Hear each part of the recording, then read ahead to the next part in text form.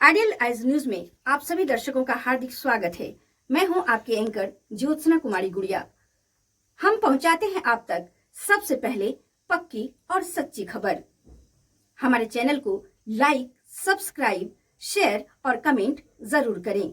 नमस्कार, मैं Chandan Kumar ideal eyes news से। जिस तरह से पूर्णिया में शिक्षा का शिक्षा एक हब बनता जा रहा है, उसी तरह से यहाँ पर शिक्षा दिनों दिन महंगी भी होती जा रही है।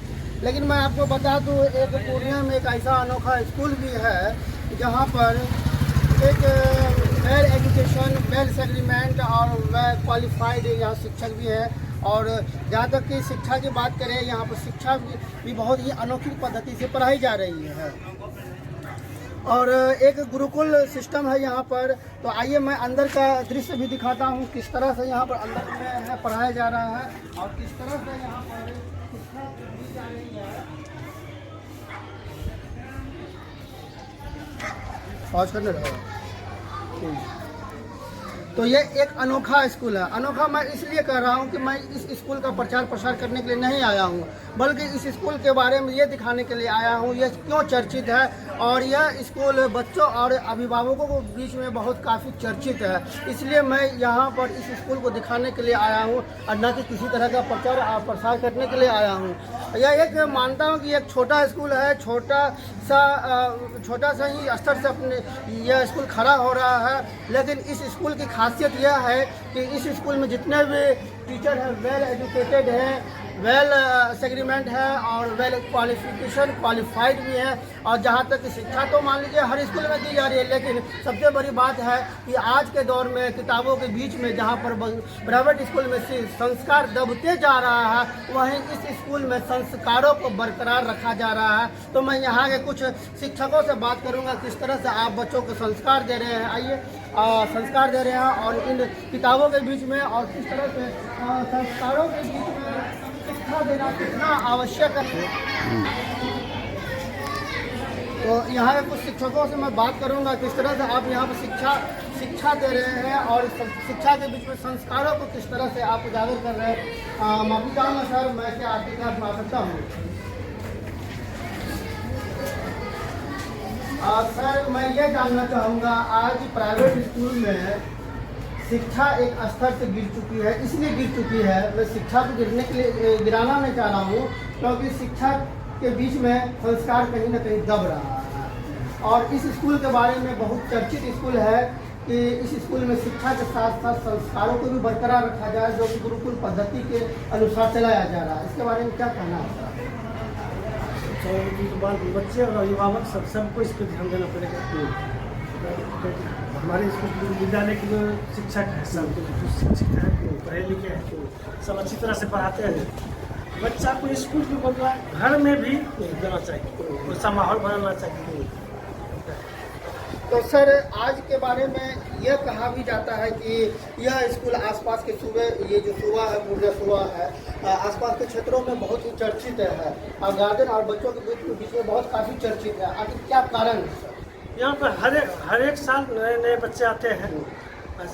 शिक्षक यहाँ पर सब दिन बरकरार रहते हैं, ढंग से पढ़ाते हैं, इसलिए यहाँ पर अच्छे शिक्षक पढ़े लिखे शिक्षक। कई स्कूलों में देखा गया है कि बच्चे एक साल के अंदर स्कूल छोड़ चुके हैं।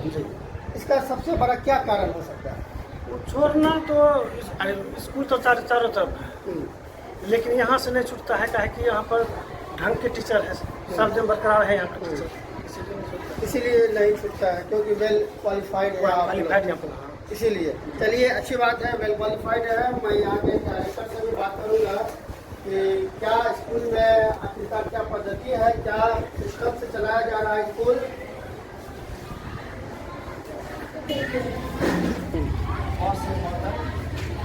मैं अन्य शिक्षकों से भी यहाँ बात करूँगा कि आखिरकार सर, माफी चाहूँगा, मैं आपसे क्लास मानना चाहूँगा। जैसा कि आप यहाँ पर देख सकते हैं कि सर की एक उम्र हो चुकी है और सर वेल क्वालिफाइड भी है। और सर क्या विषय पढ़ा रहे हैं सर? संस्कृत।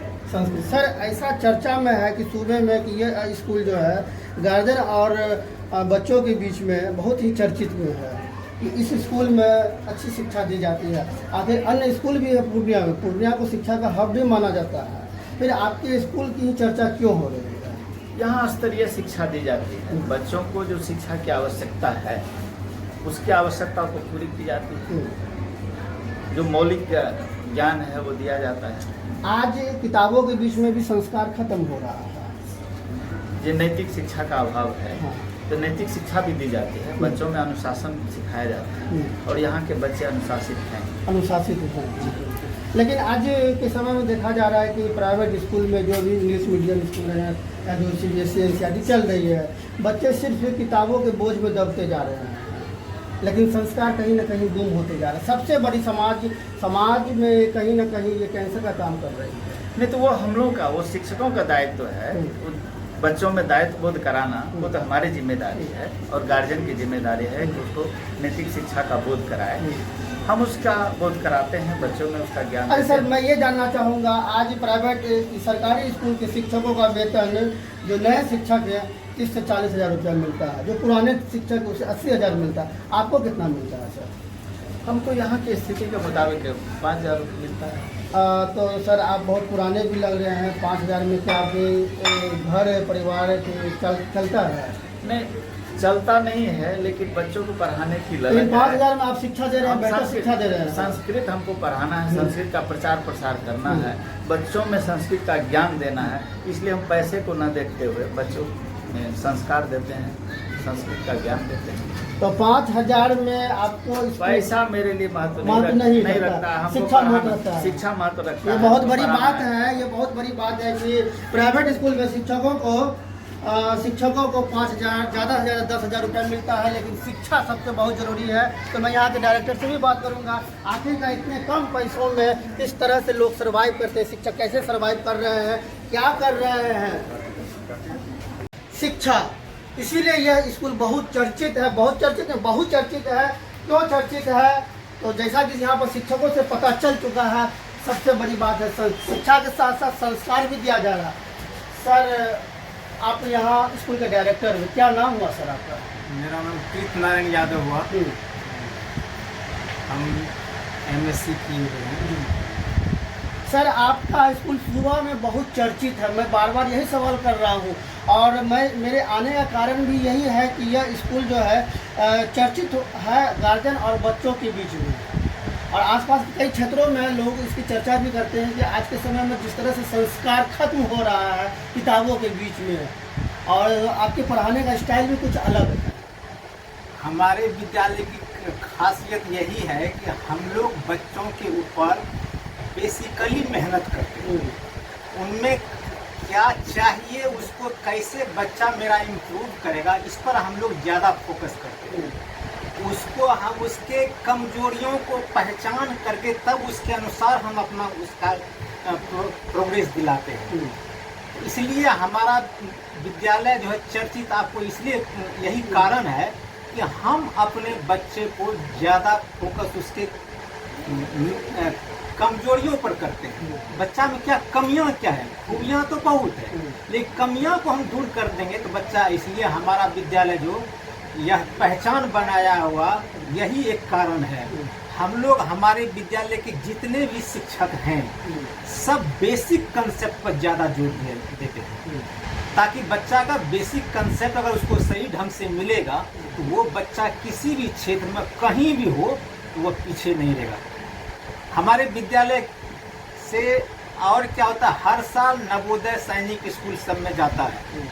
हम लोग उसका जो है एक अलग क्लास चलाते हैं, स्पेशल क्लास रूम प्रोवाइड करते हैं, और उसमें बच्चे पर वही ज़्यादा से ज़्यादा डीपली कंसेप्ट ले करके उसको हम लोग आगे बढ़ते हैं, और जिसके चलते हमारे बच्चे में टैलेंट से भरा रहता है। इनिशियल स्टेज के बच्चे ज़्यादा हम लोग राइटिंग पर फोकस करते हैं, ताकि बच्चा का सुंदर लिखावट हो, वही उसका मेन पहचान दिलाता है। आपके बच्चे का सुंदर लिखावट हो नहीं हो तो उस बच्चे का शिक्षा अधूरी रह जाती है। आज के शिक्षा के दौर में प्राइवेट स्कूल में जिस तरह से आज CBSE और NCERT की बुक चल रही है, शिक्षा भी बहुत अच्छी मिल रही है, हर स्कूल में मिल रही है, और शिक्षा का हब भी माना जा रहा है पूर्णिया को, लेकिन कहीं ना कहीं बच्चे किताब के बोझ में दब रहे हैं। ये तो थोड़ा सा सामाजिक कठिनाइयाँ है किताब के तले, लेकिन दिन प्रतिदिन लोगों का इन्वायरमेंट चेंज होते जा रहा। आप देखते हैं हर चीज में मॉडिफाइड होते जा रहा। तो हर चीज मॉडिफाइड होने का कारण है कि नया नया किताब जो प्रोवाइड किया जाता है, सिलेबस जो तैयार किया जाता है, वो बच्चे को देखते हुए हर चीज। अब पहले के दौर हम लोग सिंपल वे में पढ़ाई करते थे, अब वही चीज का कितना स्टैंडर्ड हो गया है सो तो हम लोग से छिपा हुआ है नहीं। तो जब तक मॉडिफाई होगा तो स्वाभाविक है कि किताब तो का तो लोड, आर्थिक लोड पड़ेगा ही। अगर महात्मा गांधी का कहावत है कि पुरानी कोट पहनो और नई किताब खरीदो, क्यों? इसलिए कि नया चीज, उसमें नया चीज समावेश किया गया उसी है, तर्ज पर शिक्षा दी उसी जा रही है। तर्ज पर शिक्षा बढ़ता जा रहा है। तो सर मैं आपके स्कूल के बारे में बात करूंगा कि आपका स्कूल तो बहुत छोटा है सर। तो आज के समय दौर में बहुत गार्जियन देख रहे हैं कि जो स्कूल अच्छा परफॉर्मेंस दे रहे हैं, बड़ा स्कूल है, उसी में भेजा जाए, तो क्या उम्मीद करते हैं सर गार्जियन से? देखिए, लोगों के पास लोगों का लिविंग स्टैंडर्ड बढ़ गया है, तो लोग क्या चाहता है कि मतलब बेसिक चीज पर ध्यान न दे करके लोग थोड़ा सा बाहरी आडंबर पर ज़्यादा फोकस करने लगा है। वह जो बच्चे में जो होना चाहिए उस चीज़ से थोड़ा दूर होते जा रहा है, जिसके चलते कि हम लोग छोटा स्कूल हैं, लेकिन छोटा के रूप में हम लोग जो काम कर रहे हैं वो बड़ा स्कूल वाला नहीं कर पाता। हम लोग क्या करते हैं, हम लोग हाउ टू गिव एजुकेशन, हम लोग कैसे बच्चा को शिक्षा दें, बट हायर क्लास के विद्यालय जो how to earn money by the management दिखाता है ज़्यादा, जिसके चलते वो जो बच्चा से ज़्यादा उसका फी कलेक्शन लेता है। जो फी हम लोग 600 रुपया लेते हैं, वही हायर क्लास के विद्यालय जो है वही 3200-4500 लेते हैं। तो उसका ड्यू टू है मैनेजमेंट दिखा रहा है ना, हम लोग उतना मैनेजमेंट नहीं दिखा सर पाए। आज के समय में स्कूल में खेल कूद से भी बच्चे अलग हो रहे हैं, खेल कूद तो सिलेबस में है ही नहीं। तो इस विषय में आप क्या कहना चाहेंगे सर? ये खेल कूद अलग नहीं हो रहा है, खेल कूद तो और बढ़ता ही जा रहा है। विद्यालय में हम लोग भी कराते हैं बच्चे को खेल कूद तो हो, और मैक्सिमम खेल लोगों के घर में क्या हो गया, आज जो भौतिक सुख का अंबार लग गया, मोबाइल से बच्चा चिपक चुका है, तो मोबाइल में ज़्यादा टाइम देने से बच्चा खेल पर से थोड़ा सा उसका टाइम जो घट रहा है, लेकिन चाहता तो है समझे, लेकिन समाज में बहुत जगह खेल का प्लेग्राउंड का सुविधा नहीं है, इसके चलते बच्चा बाहरी खेल नहीं पाता है, गली कुची में खेलता है। सब बच्चा को जो आसान काम लगता है वो आसानी से करना चाहता है, तो मोबाइल उसके घर में है तो बैठ के इंगेज हो गया खेल में। खेलने तो एजुकेशन में भी अभी तो गवर्नमेंट का पॉलिसी है कि आपको पढ़ाना कम है, खेल में ही उसको सब चीज करना है। आप देखिए नई शिक्षा नीति जो आया है, आपको स्टैंडर्ड नर्सरी से ले करके UKG तक के बच्चे का आपको पढ़ाना नहीं है, आपको उसको खेलना है। बच्चा को वो लो नहीं, ताकि वो बच्चा स्कूल आने के लिए उत्साहित रहे, वो उसको लगे कि हम खेलने जा रहे हैं, तो बच्चा उसमें रुचि दिखाएगा। अब वही उसको पढ़ाई के पर्पज से बच्चे विद्यालय आता है तो बच्चा को लगता है कि हमको पढ़ना पड़ेगा, काम करना पड़ेगा। कोई बच्चा काम करना चाहता नहीं है।